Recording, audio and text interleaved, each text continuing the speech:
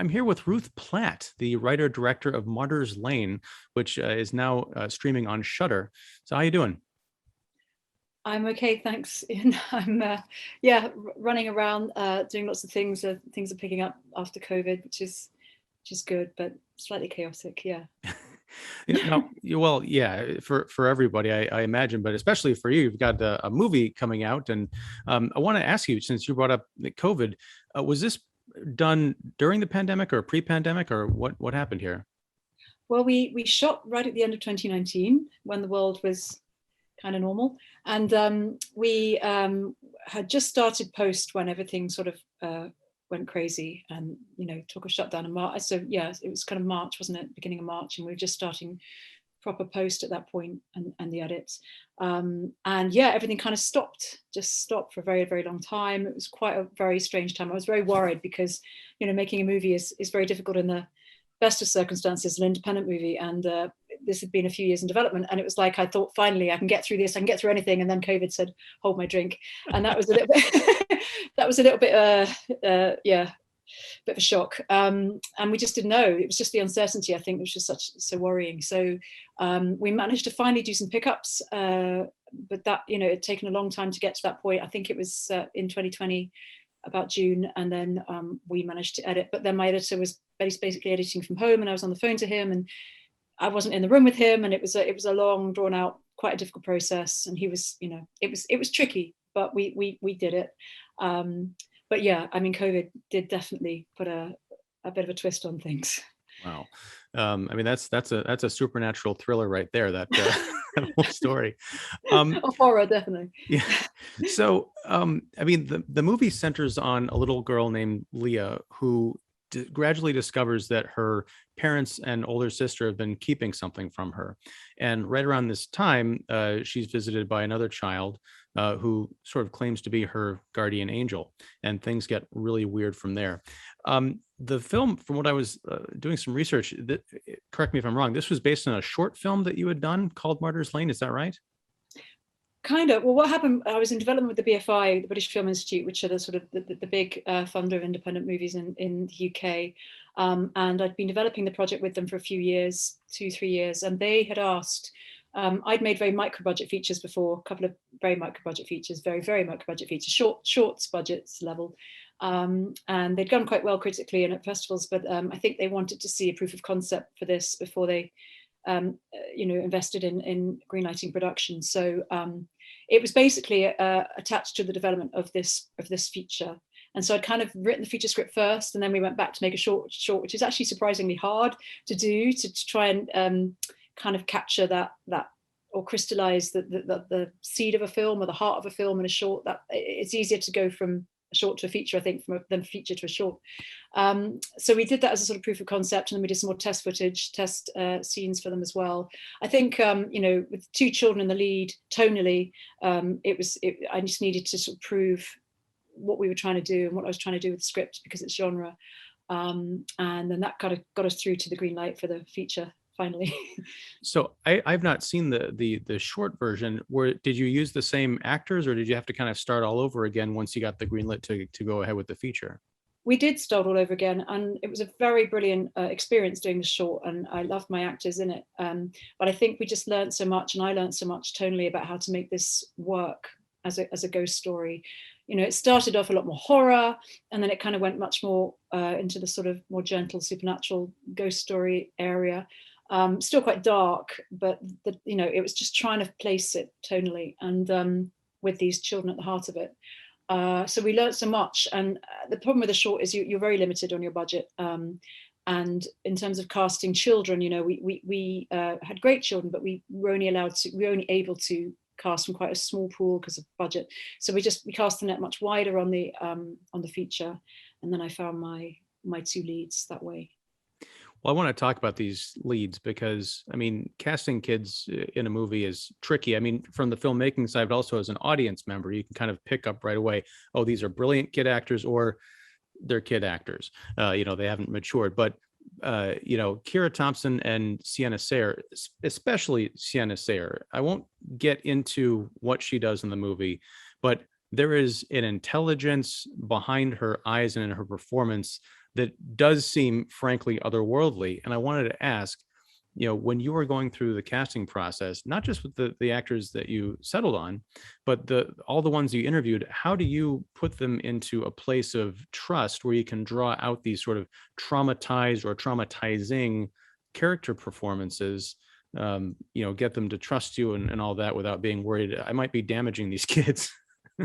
Well, yeah, that was a worry, definitely. The adult material, it's quite dark, but actually it's very interesting because it was very important for me not to put pressure on them.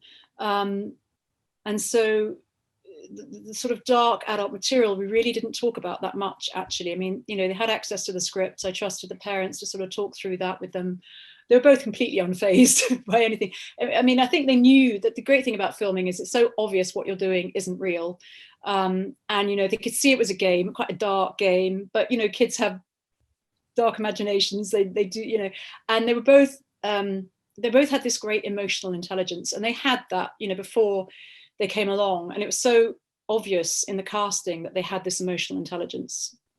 And that's what I was looking for. They were just both so instinctive.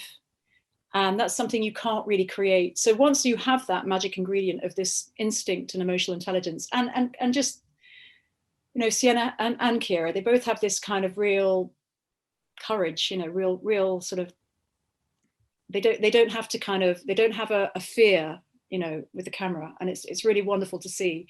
And once you've got that, then it is about just creating that feeling of trust, and it's a game, playing it like a game, to keep that spontaneity and every moment being real and new and reacting to each other. They also had this incredible chemistry, and it was very important. We did screen tests between pairs of them, getting that right pair. And then just keeping them in the moment of every thought, every intention. And that's how we worked everything. And some scenes it was more, line by line. Other scenes I could just sit back and let them run. And they were just, just a delight to work with, really. Now, do you know if they've seen the finished film, or will they be allowed to see it? Because they've seen it, yeah. Yeah. So what was their reaction? Do you know? I think they loved it. As I say, I mean, it felt quite a responsibility, and I think one of the reasons it went away from the more horror end of the spectrum, of the genre spectrum, to more of a ghost story was because of the responsibility to these children, and also being authentic to their presence in the movie, because obviously everything is seen through Kiera, through Leah's eyes, who's played by Kiera, and you need to be authentic to that rather than trying to foist an adult lens onto her character and her eyes. So that's why it went that way. But actually, because they knew the story very well, and they knew how they'd shot every scene, and we had a good time, in the scenes, and it was all about the relationship between these two kids, and a sort of frenemy relationship, which they could identify with and understood, regardless of the sort of darker material about who's alive, who's dead, who whatever. So I think they enjoyed the film. They came to the cast and crew screening with their parents, so I think they were delighted to see it finally, because it'd been quite a long time after COVID and all the uncertainties. I think they were just pleased to see themselves up there, and I hope it showed them how wonderful they are, because they hadn't seen anything up to that point. Now, in terms of the actual filmmaking, there is a scene I wanted to ask you about, because I wasn't quite sure how you pulled it off. And I don't want to spoil anything, so I'll just say there is a scene where later in the picture, Sienna is seen falling backwards, and she's clearly falling through the air, but there is something about, I don't know if it was on the set or if this is in post, but there's an underwater kind of dreamy quality to that fall, into that performance. How did you achieve that? and in terms of her falling backwards, it's sort of in slow motion, I guess. Like I said, from an underwater quality, was she hooked up to wires? Was it just kind of a rig? Was she freaked out? Because she didn't seem like it, which again kind of freaked me out. Well, she was so game for so many things. They both were, and Sienna has this real incredible attitude to stuff. She's just like, yeah, I'm gonna do it. It's great. Let's do it. And she's always up for anything you ask her to do. So we didn't have a studio. We didn't have a green screen studio or anything like that. We didn't have. It was still quite a small budget in terms of movies. So we managed to come up with an idea where we were shooting in this house, and she was rigged up to a doorway, and in a harness, and the camera moves very fast towards her, and it was a very high frame rate, and we have fans blasting her, and then obviously in post we changed the light so it's very dark around her. But that's how we did it. Everything we did was very much on camera and within quite a small budget. So yeah, I'm really pleased that worked for you. I love that shot as well. You mentioned that you kind of pulled back on some of the horror elements to make it more of a supernatural ghost story. And the film still has some jump scares, which, that's sort of a naughty word when it comes to talking about horror movies, but I think they're very effective here. I wonder, was there any concern on the part of the financiers of the studio that you're kind of taking the horror, pulling those horror elements back? Were they kind of sold on a horror movie, or getting them something slightly, off kilter from that? You mean, sorry, you meant the funders were hesitant about the kind of horror element, or? Right. Was it proposed more as a horror film, or were you kind of upfront saying there's gonna be horror elements, but it's gonna be more of a slow burn, supernatural kind of ghost story?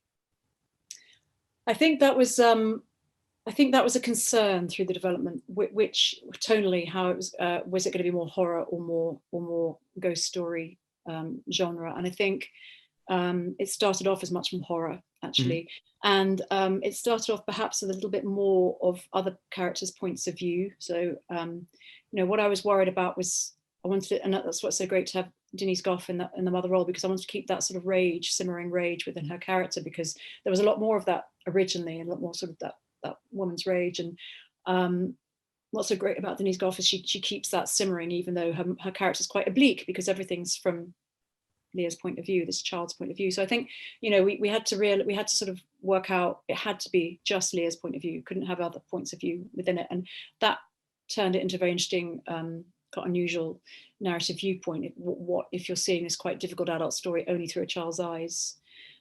So that sort of shifted it away from horror and more towards the ghost story element as well. And yeah, that was a process of development we experienced over 2-3 years, trying to get to that point to make it work, but not to make it too childlike and too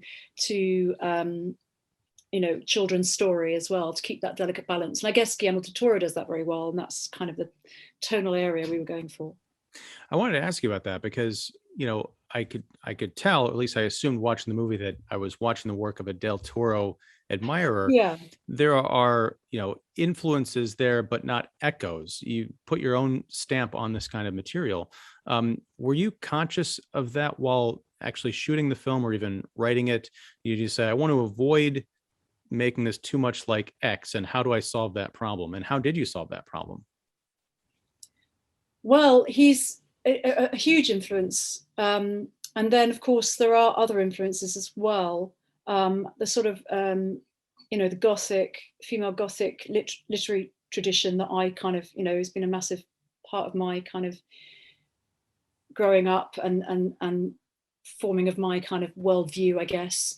And there were other elements at play as well. And there was a seed of my own childhood. It's not autobiographical, but it's I think when you're writing about children, you always use a sort of slight lens of your own memory as well. I grew up in an old vicarage with older people around me, sort of trying to listen in and work out what was going on. So I think it's tonally, maybe it's filtered through lots of layers of sand, Guillermo del Toro being one of those layers of sand. And maybe that's why it's perhaps got my own stamp on it as well, hopefully. Oh yeah, definitely. I love that. The layers of sand is a great image. One last thing I want to talk about was the dynamic between the parents is completely, there's a beautiful contrast there, because the mother is very distant for reasons we find out later, but there's a real warmth to what Stephen Cree brings to the role as the father. And he's actually in the film a father. He plays a priest. Which was very interesting. Was that something that came out in the edit or the writing, that contrast? Because it feels like it was deliberate, but also feels very natural. It doesn't feel like I was being, spoon-fed something. Yeah, I mean, that was there early on, I think, because I was interested in playing with those sort of gendered expectations of parenting. And I think often, we imagine that the mother is the sort of gentle, more proactive, kind of more touchy-feely parent, and the father's more distant or aloof or struggling with something separate. And obviously that's not always the way, but I thought it was interesting because bad things happen to mothers too. And I think what's interesting here is that they've dealt with something in very different ways, these two parents. And it feels like for him it's been easier, or at least he's managed to resolve it, maybe through his faith or something, or maybe he's just holding it at arm's length, but he's dealt with it in a very different way to her, and he has a different relationship with Leah. But she craves that mother relationship. And I think it's important in the film that he has got that warm, gentle side to him, because it kind of gives you a sort of optic reference to what she's not getting from her mother, kind of thing, rather than both parents being aloof and distant. He does his best, but of course physically he's not there much. He's very much in thrall to his parish, and he's never there. So even though emotionally he might be available, he's just not available. So it's a sort of another layer of difficulty where you've got someone who's there who's not available, and then someone who could be available but who isn't there. And it was that kind of dichotomy I was trying to play with. Which opens the door for, say, a new young friend to come in and try and influence this situation. Yes. So yeah, congratulations on the film, on getting it made and getting it finished through a global pandemic. Now it's streaming for everybody to see. So what's next? What are you cooking up? Do you have another project in mind, or? Yeah, I'm writing an awful lot at the moment, and just I mean, COVID was a very difficult year because it didn't work. So I'm just doing lots of work to try and pay the rent as well. But I'm as much as I can, I'm writing and hoping very much that, I mean, the indie funding industry in the UK is pretty bleak at the moment. I mean, things are very, very busy, but for bigger budget stuff. So I'm writing and talking to a few people, and hopefully not. It won't take 5 years to make another movie. That's what I'm hoping. Well, I'm hopeful too. So I'm pulling for you. Thank you again for talking with me. Congratulations on the movie, and yeah, take it easy. Thank you so much, Ian.